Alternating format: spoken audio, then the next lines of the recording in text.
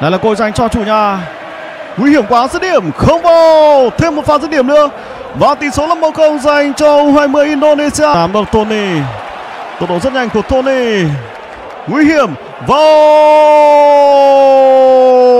Hasil akhir dan skor akhir Timnas Indonesia versus Timor Leste di AFC ASEAN Cup atau Piala Asia U20 2025 kualifikasi. Timor Leste diobrak-abrik habis. Begini jalannya pertandingan. Luar biasa. Keputusan dan pernyataan mengejutkan gila PSSI. Erick Thohir langsung resmi lakukan hal ini usai Timnas Indonesia versus Timor Leste di kualifikasi Piala Asia U20 2025. Akhirnya sadar juga, media Cina ketir-ketir timnya hadapi Timnas Indonesia. Mereka bukan lagi lawan yang enteng.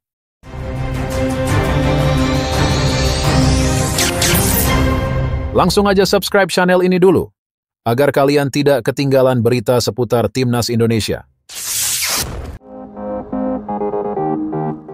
Luar biasa.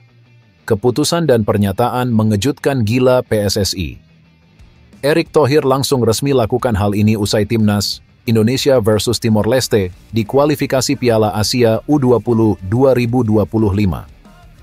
Ketua Umum PSSI, Erick Thohir, memberikan pernyataan tegas dan penuh visi usai laga sengit antara Timnas Indonesia U20 melawan Timor Leste pada laga kedua kualifikasi Piala Asia U25. Erick Thohir mengapresiasi kerja keras Timnas U20 dan menekankan pentingnya kemenangan ini sebagai bagian dari perjalanan panjang sepak bola Indonesia menuju panggung Asia dan dunia. Dalam konferensi pers setelah pertandingan, ia menegaskan bahwa PSSI memiliki komitmen kuat untuk tidak hanya fokus pada kemajuan timnas senior, tetapi juga memberikan perhatian yang merata kepada seluruh lapisan timnas, baik di level junior maupun timnas putri. Pertandingan tadi menunjukkan bahwa potensi sepak bola Indonesia sangat besar. Anak-anak muda ini, timnas U20, adalah masa depan kita. Namun, saya ingin menekankan bahwa PSSI tidak hanya akan berfokus pada timnas senior.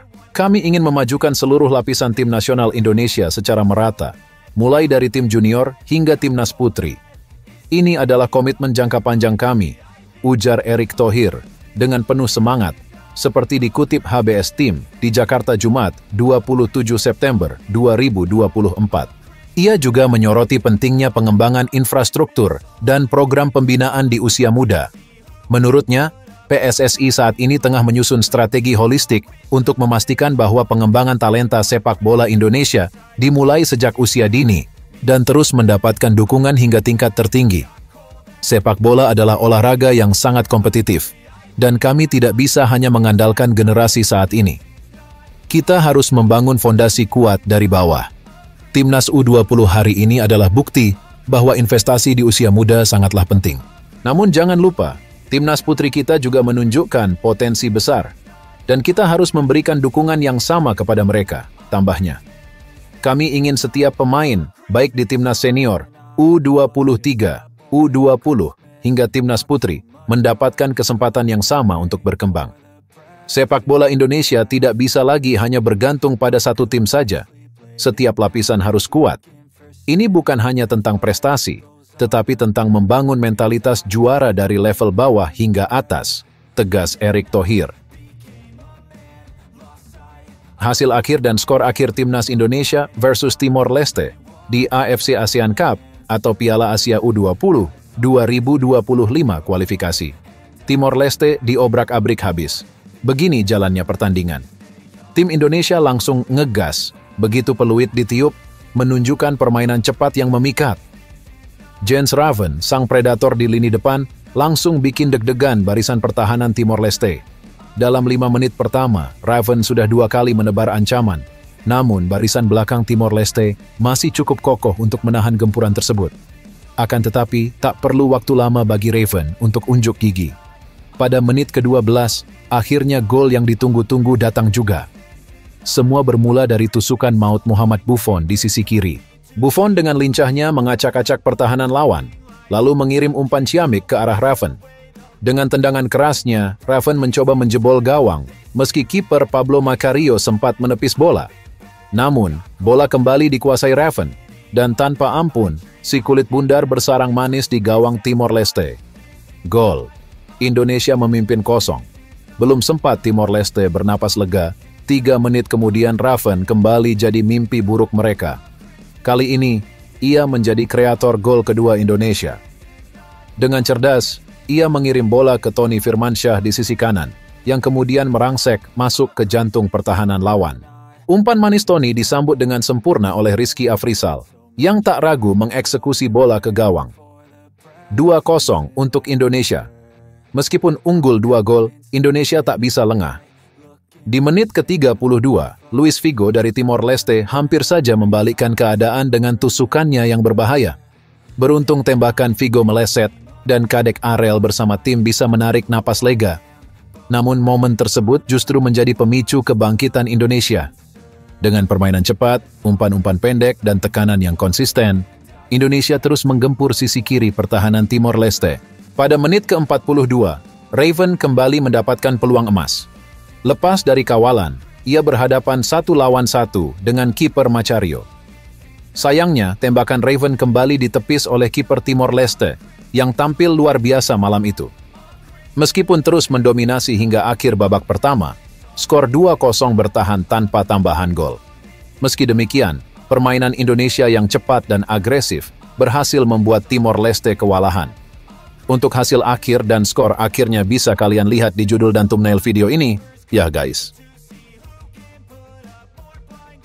Akhirnya sadar juga, media Cina ketir-ketir timnya hadapi timnas Indonesia. Mereka bukan lagi lawan yang enteng.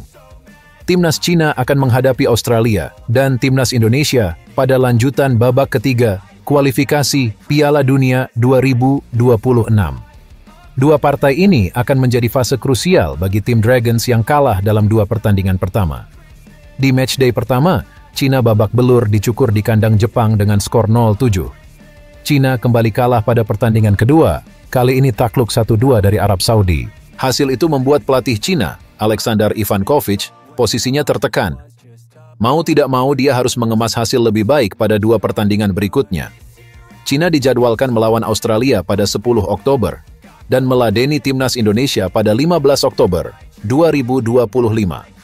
Media Cina Sohu.com mengatakan Ivankovic tak punya pilihan selain berusaha meraih 1 kemenangan dari 2 laga tersebut, terutama melawan timnas Indonesia. Sohu menyebut tambahan poin sangat dibutuhkan jika tim Dragons masih ingin menjaga peluang lolos ke Piala Dunia 2026. Sohu menyebut kans mendulang poin bagi Cina lebih besar saat melawan timnas Indonesia. Namun mereka juga khawatir karena kekuatan pasukan Shin Tae-yong sudah tak bisa diremehkan lagi. Menimbang kekuatan timnas Cina, rasanya sangat sulit meraup poin di markas Australia. Opsi terbaik bagi timnas Cina adalah bermain melawan Indonesia di kandang dan berusaha meraih 3 poin, tulis Sohu. Jika ini 20 tahun lalu, ketika Cina bermain menghadapi Indonesia di kandang, tim dan fans mungkin hanya berpikir bagaimana caranya mencetak lebih banyak gol.